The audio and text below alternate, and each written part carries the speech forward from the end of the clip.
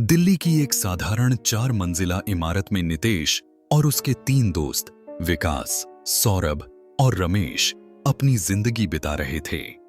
यह कहानी उनके जीवन की एक अजीब और डरावनी घटना की है, जो उनकी सामान्य जिंदगी को भयानक मोड़ पर ले आई।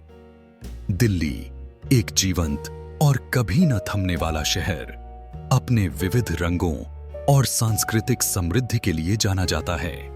लेकिन इस शहर की तंग गलियों और शोरगुल के बीच कभी-कभी अंधेरे और रहस्यमय घटनाएं भी छिपी होती हैं। यह कहानी उन घटनाओं की है जो एक सामान्य कॉलेज छात्र नितेश और उसके दोस्तों की जिंदगी को पूरी तरह से बदल देती हैं। तो चलिए दोस्तों, देर न करते हुए वीडियो को स्टार्ट करते हैं। नितेश और उसके 3 दोस्त जो फ्लैट में साथ रहते थे, दिन में कॉलेज जाते थे और शाम को वापस आकर अपने रूटीन में मस्त रहते थे। उनके जीवन में सब कुछ सामान्य चल रहा था। पढ़ाई, खाना, मस्ती और सोना। हालांकि उनके इस सामान्य जीवन में तब अचानक बदलाव आ गया, जब एक रात उनके साथ एक अजीब और डरावना अनुभव हुआ। यह घटना ने उनकी रातों को आतंकित कर दिया और उनकी जिंदगी में एक भयावह मोड़ ला दिया। यह घटना तब शुरू हुई जब नितेश और उसके दोस्त एक रात घूमने के लिए निकले थे। जब वह घूमकर वापस लौटने पर उन्होंने महसूस किया कि उनकी रातें कभी भी पहले जैसी सामान्य नहीं रहीं। हर रात जब वे सोते, उनके साथ अजीब और डरावनी घटनाएं होने लगीं। उनके फ्लैट में, जो दिल्ली के एक अपेक्षाकृत शांत मोहल्ले में स्थित था, उस फ्लैट में अचानक अजीब घटनाएं होने लगीं। रमेश, नितेश का एक दोस्त, विशेष रूप से इन घटनाओं से प्रभावित हुआ। उसकी रातें अजीब अनुभवों से भर गईं। कमरे में अजीब परछाइयां, छूने की अनुभूति और रहस्यमय सपने। नितेश और उसके दोस्तों ने महसूस किया कि कुछ गंभीर और खौफनाक घटनाएं उनके साथ हो रही हैं। उन्हें समझ में नहीं आ रहा था कि आखिर यह सब क्यों हो रहा है और इसका समाधान कैसे निकाला जाए। इस अजीब और डरावने अनुभव के कारण उनकी जिंदगी में एक नई चुनौती आ गई, जिसने न केवल उनके मानसिक स्वास्थ्य को प्रभावित किया, बल्कि उनके दोस्ती के बंधन को भी मजबूती दी। रमेश की रात की अजीब घटनाओं की शुरुआत एक साधारण रात से हुई, जो धीरे धीरे उसकी जिंदगी में एक भयावह मोड़ पर लाना शुरू हो गई। रात का समय था और रमेश अपने बिस्तर पर आराम से सोने के लिए लेटा हुआ था। रात के सन्नाटे में जैसे ही उसने अपनी आंखें बंद कीं, उसे लगा जैसे उसके चारों ओर कोई अदृश्य ताकत मौजूद है। शुरुआत में उसने इसे बस एक बेतुकी कल्पना समझा, लेकिन जैसे जैसे रात गहराई, उसकी स्थिति और भी भयावह होती गई। रात के अंधेरे में रमेश को महसूस होने लगा कि उसके शरीर पर कोई अज्ञात ताकत उसे छू रही है। वह लगातार अपने शरीर पर हल्के खिंचाव और स्पर्श की अनुभूति महसूस कर रहा था। यह स्पर्श बहुत हल्का था, जैसे कोई उंगली उसके हाथ या पैर पर चिपकी हो, लेकिन यह बहुत असहज और डरावना था। रमेश ने कई बार खुद को झटका और अपने बिस्तर पर बैठे हुए महसूस किया कि कहीं कुछ गड़बड़ है। वह बार बार उठकर चारों ओर देखता, लेकिन कमरे में सब कुछ सामान्य लगता। उसे कोई भी दृश्य, संकेत या आवाज सुनाई नहीं देती। फिर भी उसे लगता था कि कमरे में कोई और भी है। रात की गहराइयों में रमेश ने देखा कि कमरे की दीवारों पर अजीब सी परछाइयां बन रही थीं। ये परछाइयां हिलती डुलती सी लग रही थीं और रमेश को लगता था जैसे वे उसकी ओर बढ़ रही हों। जब उसने अपनी आंखें खोलीं और ध्यान से देखा, तो वे परछाइयां अचानक गायब हो जाती थीं।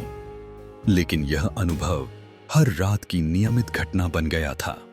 जैसे ही कमरे में रात की गहराई बढ़ी, नितेश ने देखा कि दीवारों पर अजीब अजीब परछाइयां बन रही थीं। ये परछाइयां हर बार बदलती थीं और उनके आकार अनिश्चित थे। कभी ये परछाइयां लंबी और खिंची हुई लगतीं, कभी छोटी और धुंधली, परछाइयां ऐसी लगती थीं जैसे कोई अदृश्य हाथ उन्हें खींच रहा हो। रात को सोते समय रमेश को अजीब सपने आने लगे। उसे सपनों में एक महिला दिखाई देती जो रोती और उसकी मदद मांगती। वह सपने में खुद को उस महिला के साथ एक अंधेरे और खौफनाक जगह पर पाता जहां सब कुछ धुंधला और असमंजस भरा होता। इन सपनों का प्रभाव उसके मानसिक स्वास्थ्य पर स्पष्ट रूप से दिखाई देने लगा। रात की अजीब घटनाओं का असर रमेश की शारीरिक स्थिति पर भी पड़ा। उसके शरीर पर अचानक अजीब निशान दिखने लगे जो उसकी नींद और आराम को प्रभावित करने लगे। ये निशान रात को सोते समय अधिक स्पष्ट होते और कई बार दर्दनाक भी होते। इन अजीब और डरावनी घटनाओं ने रमेश को मानसिक और शारीरिक रूप से थका दिया। उसने अपने दोस्तों को इन अनुभवों के बारे में बताया, लेकिन जब कोई भी स्थिति का स्पष्ट कारण नहीं मिला तो वह एक तांत्रिक की मदद लेने पर मजबूर हो गया। नितेश की कोशिशों के बावजूद ये परछाइयां हर रात लौटती थीं। रात के समय नितेश और उसके दोस्तों के लिए यह एक सामान्य दृश्य बन गया था। परछाइयों की अजीब गतिविधियां उन्हें मानसिक तनाव का सामना करने के लिए मजबूर कर रही थी। नितेश और उसके दोस्तों ने अपने फ्लैट में हो रही अजीब घटनाओं के कारण गहरी छानबीन शुरू की। वे जानना चाहते थे कि क्या उनके फ्लैट की इस अजीब स्थिति का कोई ऐतिहासिक कारण हो सकता है। उन्होंने आसपास के लोगों से जानकारी इकट्ठा की और जल्द ही एक चौंकाने वाली जानकारी प्राप्त की। पता चला कि उनके फ्लैट में 8-10 साल पहले एक महिला की रहस्यमयी मौत हुई थी। यह महिला अकेली रहती थी। उसकी पारिवारिक स्थिति जटिल थी क्योंकि उसके पति ने उसे छोड़ दिया था और वह अपने बच्चे को लेकर कहीं और चला गया था। महिला अपने जीवन के अंतिम दिनों में पूरी तरह से अकेली थी। महिला की मौत का कारण रहस्यमयी था। स्थानीय निवासियों के अनुसार उसकी मौत एक असामान्य और अज्ञात परिस्थितियों में हुई थी। उसने किसी से मदद की गुहार नहीं लगाई और उसकी मौत के बाद भी उसके शरीर पर कोई स्पष्ट चोट के निशान नहीं पाए गए थे। उसकी मौत के कारण को लेकर कई अटकलें थीं, लेकिन कोई ठोस तथ्य नहीं था। कुछ लोग मानते थे कि महिला की मृत्यु आत्महत्या से हुई हो सकती है, जबकि दूसरों का मानना था कि उसकी मृत्यु का कोई और कारण हो सकता है जिसे अभी तक सामने नहीं लाया गया है। महिला की मौत के बाद से फ्लैट में अजीब घटनाएं होने लगीं। कई बार लोगों ने सुनी सुनाई कहानियां सुनाई कि महिला की आत्मा अभी भी फ्लैट में भटक रही है और उसकी उपस्थिति को महसूस किया जाता है। इसके अतिरिक्त फ्लैट में लोगों ने रहस्यमय आवाजें और अदृश्य शक्तियों के संकेत भी महसूस किए हैं। महिला की रहस्यमयी मौत और उसके बाद के घटनाक्रम ने नितेश और उसके दोस्तों को इस फ्लैट के इतिहास की गहराई में झांकने पर मजबूर कर दिया। यह रहस्यमय इतिहास न केवल उनके लिए एक रहस्य बना रहा, बल्कि उनके जीवन को पूरी तरह से बदलने वाली घटनाओं का भी कारण बना। अब वे यह जानने के लिए उत्सुक थे कि इस रहस्यमयी महिला की आत्मा की शांति कैसे बहाल की जा सकती है और फ्लैट की इस भयानक स्थिति से कैसे निपटा जा सकता है। नितेश और उसके दोस्तों ने फ्लैट में हो रही अजीब घटनाओं से निजात पाने के लिए तांत्रिक और पंडित की मदद लेने का निर्णय लिया।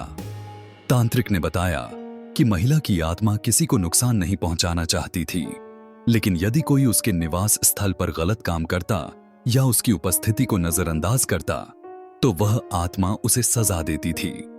तांत्रिक ने इसे समझाने के लिए एक विस्तृत समाधान प्रस्तुत किया, जिसमें फ्लैट की सफाई से लेकर विशेष अनुष्ठानों तक की प्रक्रिया शामिल थी। फ्लैट की पहली चरण में सफाई की गई।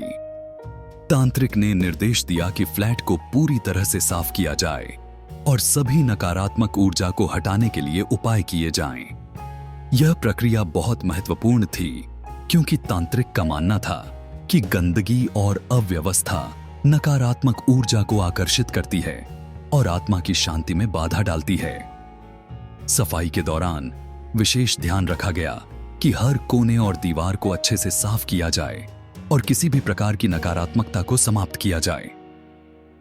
फ्लैट की सफाई के बाद पंडित और तांत्रिक ने विशेष अनुष्ठान किए। इन अनुष्ठानों का उद्देश्य महिला की आत्मा को शांति प्रदान करना था, ताकि वह फ्लैट से जुड़ी नकारात्मकता को दूर कर सके। पंडित ने मंत्रों का जाप किया और तांत्रिक ने तंत्र मंत्र के द्वारा विशेष साधना की। अनुष्ठान के दौरान विभिन्न धार्मिक विधियों का पालन किया गया, जिनमें हवन और पूजा शामिल थी। यह प्रक्रिया आत्मा को शांति प्रदान करने के लिए अत्यंत आवश्यक थी, ताकि फ्लैट में सकारात्मक ऊर्जा का प्रवाह हो सके। अनुष्ठानों के बाद नितेश और उसके दोस्तों ने नियमित पूजा और हवन करने का निर्णय लिया। इसका उद्देश्य था कि महिला की आत्मा को शांति प्रदान की जा सके और फ्लैट में एक शांतिपूर्ण माहौल बनाए रखा जा सके। नियमित पूजा और हवन की प्रक्रिया में विशेष मंत्रों का जाप किया गया और तंत्र मंत्र का उपयोग किया गया। इस प्रक्रिया से आशा थी कि आत्मा को शांति मिलेगी और फ्लैट की नकारात्मकता समाप्त हो जाएगी। तांत्रिक और पंडित की मदद से किए गए उपायों ने नितेश और उसके दोस्तों को राहत प्रदान की। फ्लैट की सफाई, विशेष अनुष्ठान और नियमित पूजा के माध्यम से उन्होंने आत्मा की शांति की दिशा में महत्वपूर्ण कदम उठाए।